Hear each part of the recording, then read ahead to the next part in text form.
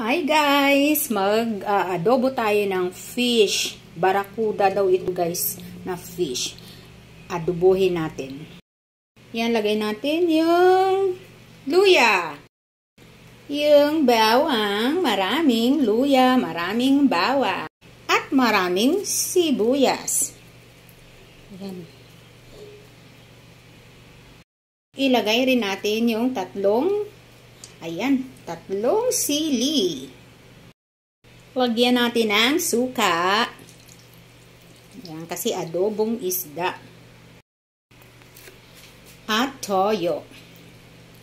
Lagyan natin ang toyo. Pagkatapos ay lagyan natin ang water. Yan. At paminta.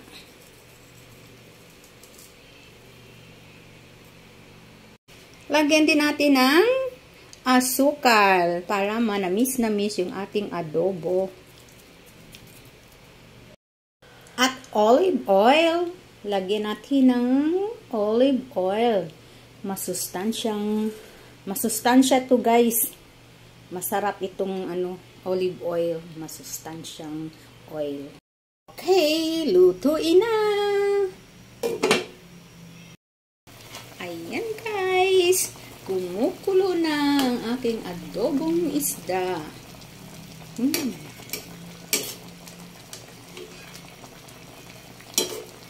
Sarap.